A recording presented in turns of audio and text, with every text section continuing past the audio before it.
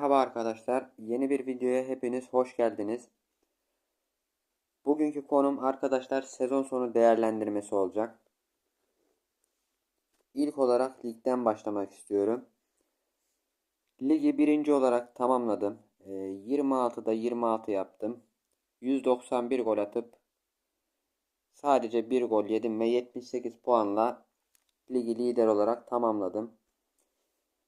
Forvetim 102 golle gol kralı oldu. Geçen sezonda aynı 102 golle gol kralı olmuştu. Bunun dışında bundan 3 veya 4 sezon önce de ligde 111 gol atmıştı. Bu benim rekorum. Kupada ise arkadaşlar durum şu şekilde. Kupayı kazandım. Ama kupaya gelene kadar yani finale gelene kadar rakiplerim zorluydu. Özellikle yarı finalden sonra. Yarı finalde ilk maçı 4-3 kaybettim. Rakip bu şekildeydi. Ben de bu şekilde oynadım. Tabii bu şekilde oynadım ama daha sonra maç içerisinde sistem değiştirdiğim oldu.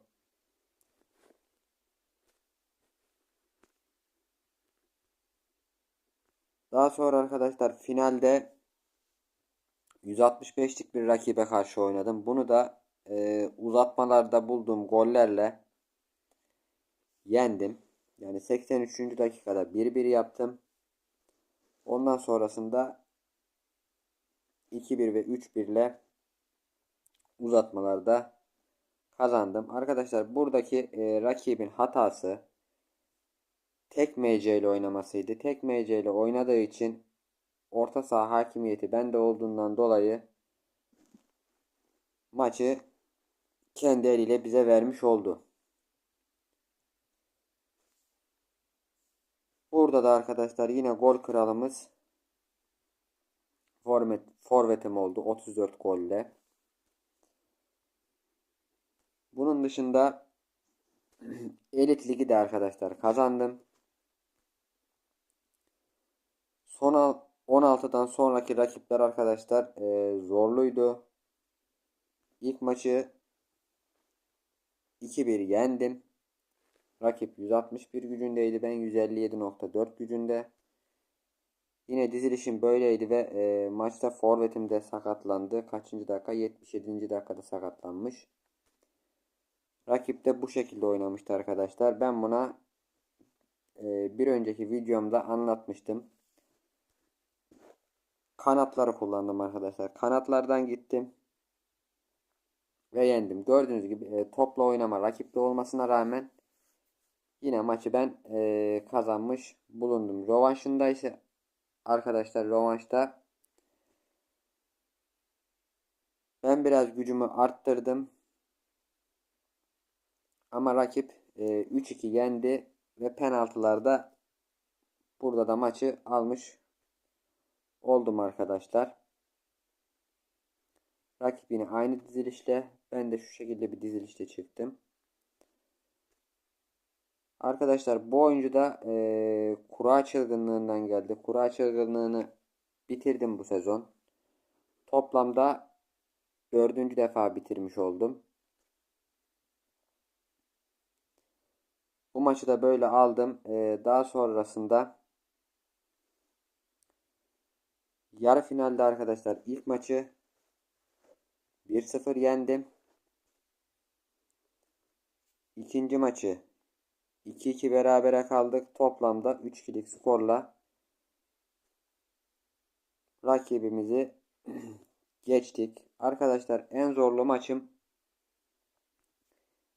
final maçı oldu. Ben 163.4 gücündeydim. Rakip 141.7 idi. Fakat arkadaşlar şöyle bir durum var. Rakibin DMC'den ileri hattına kadar hepsi 200 artı oyunculardı arkadaşlar. Defansını düşük yıldızda tutmuştu kalecisiyle beraber. Yine bir önceki videoda anlatmıştım.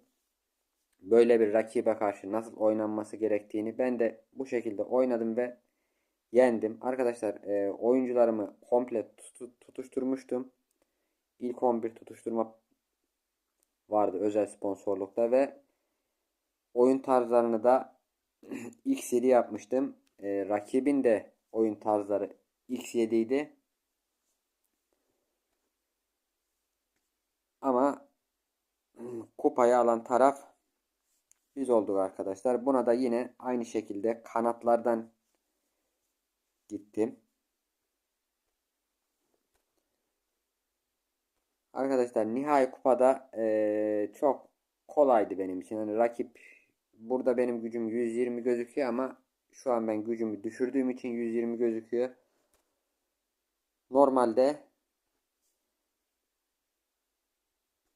10-0'lık skorla geçtim. Gücüm 163.8'di. Bu maç bittikten sonra gücümü düşürdüm. Hani şöyle düşürdüm. Arkadaşlar kura çılgınlığından gelen antrenörler vardı. Buradaki 2, 4, 5, 6 oyuncuyu arkadaşlar antrenöre verdim. Bunlar yarın akşam gelecek. Tekrardan takıma.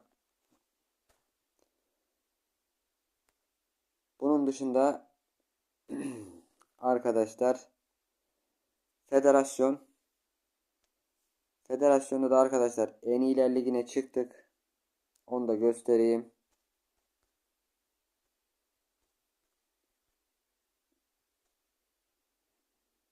Arkadaşlar benim federasyonum bu. Burada arkadaşlar az takımlarımızı çıkarttık federasyondan, yedek hesaplarımızı koyduk. Perşembe günü federasyon grupları belli olduktan sonra takımlarımızı dahil edeceğiz buraya tekrardan. Bütün ekip arkadaşlarımı tebrik ederim. Hepsinin emeğine sağlık. Hepsine teşekkür ederim. Arkadaşlar bu federasyon da bana ait bir federasyon. Bunda da en iyiler ligindeydik. Elmas'a düştük maalesef. Çünkü rakipler aşırı zordu. Şöyle dünya sıralamasındaki ilk yüzdeki rakiplerden geldi. İlk 3 hafta sadece sonuncu haftada birinci olabildik. Diğer haftalarda hep sonuncu olduk. Bunda da yapacak bir şey yok. Tekrardan çıkacağız burada da. Arkadaşlar bunun dışında da anlatacağım bir şey yok. Kura çılgınlığından da arkadaşlar toplamda 1000 civarı token kazandım. Sezon başında 3020 tokenim vardı.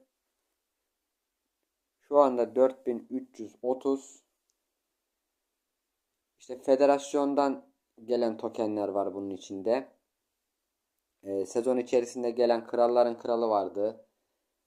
Onu tamamlamıştım. 86 token oradan gelmişti. Çevreci goller mücadelesi vardı. 88 token oradan gelmişti. Bir de Güz Futbol Akademisi vardı. 60 token de oradan gelmişti. Toplamda bu sezon 1310 token gibi mükemmel bir kar yaptım arkadaşlar. Anlatacaklarım bu kadar. Sormak istediğiniz bir şey varsa yorumlarda belirtebilirsiniz. Videoyu izlediğiniz için teşekkür ederim. Bir sonraki videoda görüşmek üzere arkadaşlar.